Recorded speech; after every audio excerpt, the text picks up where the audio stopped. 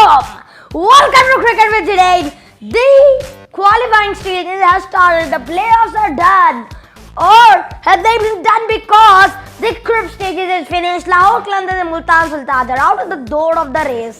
And then that is all it for them. Lahore Qalandars as usual, as just like, as old as 2016, 17, 18, they have been on the 6th position. And I guarantee this has been very bad ride because they were looking to having a qualifying spot. Then Multan Sultan of course had the losing streak, so I will not talk about them today. But what a qualifier! What was that? Well, I don't give credit to that last over because Pollard, he was playing under very good coolness, but I don't give credit to Pollard for playing a little bit out of,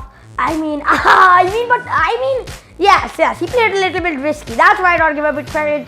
The field is a little bit, he could have, hit it a bit on the ground while being a punch for 4, like driving it or cutting it, right? But then Shane Watson gave such a big delivery, he had no other choice. And then in the middle stop, Pollard could have gone with a straight 6, which also got a U in the Sharjah Stadium. But instead, he wanted to go the whole hog. Now let's go with the start of the match. Now, if I see, I just thought that these boundaries, these punches of Dwayne Bravo will cost them. Yes, and that costed them just good as ever. Now we see, first of all, Shane Watson, very good batting with Hamid, mostly the top form and ringleader and the prime suspect of the matches, being out. That is very bad. Then there's the pressure on them. The seaming is very good. But then Shane Watson comes, and then Hassan Ali Yasu comes later on in the scene to score a 46 and propel them to good 170. 180? Yes, 186. So this is what was from the Quetta Gladiators side. And those last touches and punches from Dwayne Bravo ensured that they're going to win this match by a margin over 5 runs. Now let's see to the batting. Now we see the first ball was such, the first overs were such a cracker that Peshawar Zalmi couldn't have any more chance because 2 wickets are already fallen down. You don't want that. So that's why when Fawad Ahmed was hitting to the mouth, and that was not a good idea because then they had to replace him with Shane Watson later on, and that is not a good thing actually because although Shane Watson, we know how fast he is, balls in the 130s or 40s, today he was just totally like a medium pacer. He was bowling very slow with that slow start, and he was bowling like a medium pacer like Cameron Delport or Colin Munro is bowling in front of you in the last over. And I don't think so. What was the thing? I think even Riley Rousseau could have got a try in the last over. And Shane Watson is bowling like a medium pacer. Now it tells me why they didn't let him bowl in the hole, and this time maybe because of Fawad Ahmed's injury he did get a chance.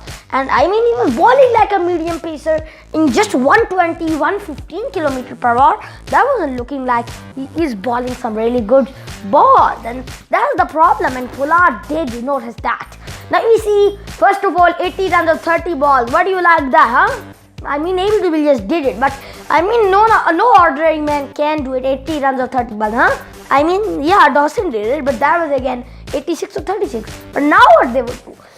Yeah, well, can Pollard, when West Indies are on strike, we know how they can do. West Indies, we know how dangerous they are. They can't even reduce them if there are 100 runs remaining of 40 balls. So they can do it. And they almost did it. Now, if we see the bowling was totally out of this world. How did they cut the comeback? Even Riley Rousseau and Hassan Ali got a snag at one after being replaced for the injured Fawad Ahmed. Riley Rousseau got the wicket first ball. Imamullah gone. Then Dawson was also nagged out by Hassan Ali, which was another really good job done. So that's what the inside job for Quetta Gladiators was. But then what happened was Pollard was hitting sixes, and then it wasn't good. And then first of all, the first ball was hit Taron Sammy into the box, and that was again not getting up the momentum good. Mohammad Hasnain got 2 for 24 in 4 overs, which is a very good bowling figure, and that is what. And he has also been selected for Australia versus Pakistan ODI squad, and that is why we have seen that how good he bowls. He has been a big impact in this PSL. Now after that, when Pollard was again doing his business, doing his job, then it was of course totally lost. They were lost. Pollard is a T20 specialist, scored 9,000 runs. He's the second most T20 scorer. Chris Gayle, the top three are: number one, Chris Gayle, who has scored 11,000 runs. Universe boss. He's a universe boss. He's the cricketing boss. And he's a boss. Every West Indian is a cricketing boss in every format. But not now. I don't think so. They have been a little bit downhill lately, but they have got a comeback in the ODI series against England. But now I think in the T20s, we totally just didn't forget them, because they scored a 45, which is the second lowest total ever in T20Is, and then 71. Oh no, just forget it now. But the way this happened at Pollard, Pollard has scored 9,000 runs. He's second, and then the third is Shoaib Malik, 8,333 runs. But what has Pollard? That's sixes, and they just got it to 28 runs of the last over, which is so good. And then Shane Watson bowling, and he was bowling like a medium pacer, not in the 130s or 40s. Interestingly, he was between 15 and 20, which is just like a medium pacer ball. And then that's what it happened. When it happened, that's what it happened. Pollard gets ahead and whack straight to leg side. Every West Indian is leg side, because they had this connection to sixes, and they always will play sixes. Don't give a medium pacer to them. But since they had no choice, of course Shane Watson had to go with it. And he hasn't been in form. Is this some injury or something like that? He has been good in the batting form, but the bowling, he looks a little bit downhill this time. Who knows? I don't know. But then, what does that come back? Somebody bowling at 120 kilometers per hour and rocking the stump over. So Karen Pollard, how is that for a surprise? Now, what was that? Is that a surprise? Everybody was thinking that, yeah, Karen Pollard will hit a six and, out of the ground, and, then it's finished. But then, correct!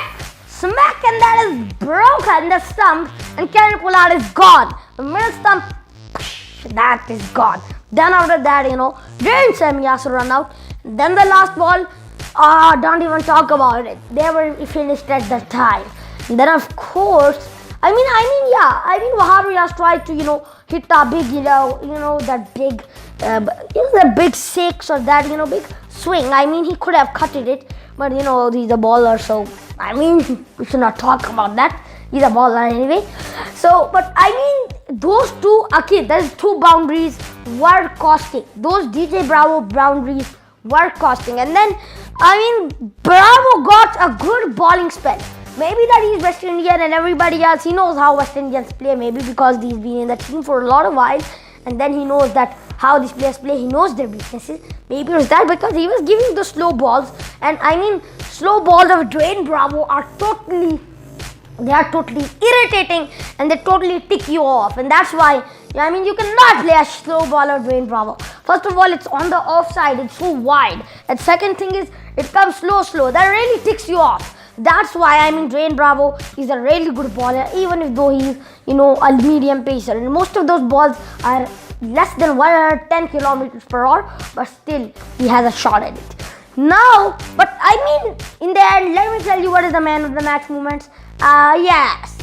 There is no man of the match moment except Shane Watson's batting, and then that final over was better than Usman Shinwari's final over, because we were seeing somebody who is totally out of form, looking out of form, because he was bowling like a medium pacer, and before that he was, used for Australia's bowling attack. Even when Batley was there first, he was used. He's such a good bowler, but then he looked like he's totally out of form. And second thing, he hasn't even bowled in the Big Bash League again, and he hasn't bowled a single ball in the PSL. First over, smashed the wicket of Pollard. There is nothing else across except this. What a lovely finish from this person, Shane Watson. And then his batting, outstanding. When Ahmed Shahzad is gone, he is just gone, and that is what a lovely, wicket. But then, what happens? Shane Watson comes out of nowhere, hits 75. Where was the? And then, okay, wait a minute. Did you see Waver Richards do that? He's 72, but he still has that flair and the action. That was a lovely one. That shows that Quetta Gladiators know that this win means it. And now, with this momentum of winning, with this positive momentum, They might even get a shot in the final. Next match is between Islamabad versus Karachi. Then whoever will win, I'm guessing it's Islamabad because maybe with heels and something, but that is, because of the spread. But any team can win. Who knows if the team with the likes of Colin Monroe, Babar Azam, Liam Livingstone, and Colin Ingram and Ravi Bopara, Sikandar, who are not playing, but I mean they are Amir Yamin, Muhammad Amir, and lots of other players. Imad Wasim. Can they get a shot at it? Umair Khan, can they get a shot at it? Or is this just again the same thing? The big three are remaining, and again Karachi Kings is again eliminated and expelled out of the PSL. And why? I mean, there should be a little bit of variety in the PSL. Shouldn't be like Lahore Qalandars or Multan Sultans coming in. I'm starting to get bored watching these three teams again getting qualified, 4 teams actually, and then that 4th team getting out, then the 3rd team is in the round, and then mostly it finally ends up as Quetta Gladiators or Islamabad United or Peshawar Zalmi. That's what happens in every PSL. I hope in the next PSL this doesn't happen and there must be a little bit of variety. Anyway, I still like all the team spirit. The confidence was so good, and what a good confident game from the Quetta Gladiators. They did not, lose it, did not lose their passion. Just like they still got the momentum. They just kept it up even after losing that match even after getting negative momentum against the Karachi Kings. They still will do it. And now let's go ahead and take a nap until the next match comes. Take a little bit of cat nap because it's just only a little time further. And that's why Islamabad United and Karachi Kings are on a roll. They are gonna clash with like thunder. But anyway, Karachi Kings need a little bit of extra power, and they might need to get a good selection in that because they need that Ravi Bopara flair in there. They need to select Ravi Bopara in there because now there's a hailstorm for Islamabad United. So I think now it's gonna be a bit tough, but now Karachi Kings have to put on extra spurt. So this is all for today, and if you want to see more videos, go to my website zidanehamid.com or even log to our Facebook page. And don't forget to subscribe to my YouTube channel. I'll be waiting for your feedback. Assalamu alaikum.